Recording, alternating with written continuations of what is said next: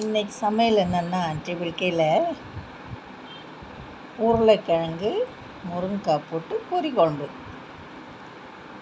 அதுக்கு தொட்டுக்க என்னென்னா இது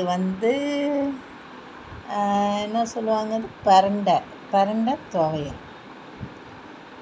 நான் உடம்பு சரியில்லாமல் இருக்கும்போதெல்லாம் யோசிப்பேன், ஏன் நமக்கு அடிக்கடி உடம்பு சரியில்லாமல் போகுதுன்னு. அப்போ தான் இதெல்லாம் நம்ம அம்மா அப்பா ஆயா பாட்டி எல்லாம் செஞ்ச உணவு. இது சத்தான உணவு. இதெல்லாம் அவ்வளோ ஒரு உடம்புக்கு நல்லது. பரண்டை துவையல், முருங்கைக்காய், முருங்கைக்கீரை, கோவக்காய், பாவக்காய், அதெல்லாம் நம்ம செஞ்சு சாப்பிட்ணும். கீரை முக்கியமாக வாரத்தில் 4 நாள் சாப்பிட்ணும். உடம்பு நல்லா இல்லைன்னும் போது தான் நமக்கு எல்லா விஷயமும் தெரியும். நம்மளை யார் நேசிக்கிறாங்க, யார் நமக்கு மரியாதை கொடுக்குறாங்க, யார் நம்ம மேலே பாசம் வச்சுருக்காங்க, அப்போ தான் தெரியும். அதனால் நான் எதுக்கு சொல்ல வரேன்னா, இதெல்லாம் நீங்களே உங்களை பாதுகாத்துக்கணும். இந்த மாதிரி துவையல், இந்த மாதிரி குழம்பு எல்லாமே நீங்களே செஞ்சு உங்கள் உடம்ப எது உங்கள் உடம்புக்கு தேவையோ அதெல்லாம் நீங்கள் சேர்த்துக்கணும்.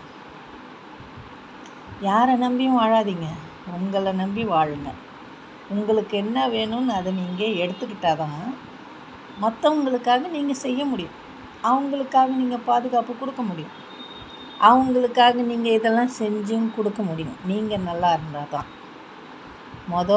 உங்களை பார்த்துங்க, அதுக்கப்புறம் உங்களை நம்பி இருக்கிறவங்கள பாருங்கள். முக்கியமாக பிள்ளைங்கள சொல்கிறேன்.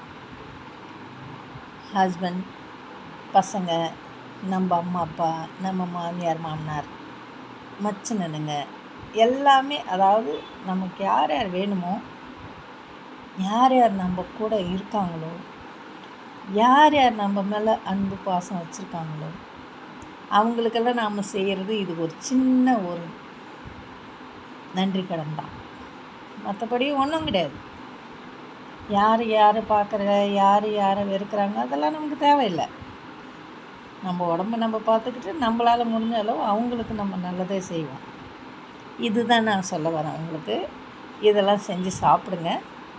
துவையெல்லாம் ஒன்றும் இல்லை, ஒரு ஊறுகாய் வச்சு, அதாவது ஒரு தேங்காய், கொஞ்சோண்டு பச்சை மிளகா, 4 பூண்டு, இதை போட்டு நீங்கள் துவையல் அரைச்சிட்டு சிம்பிளாக ரசம் வச்சு கூட சாப்பிட்லாம்.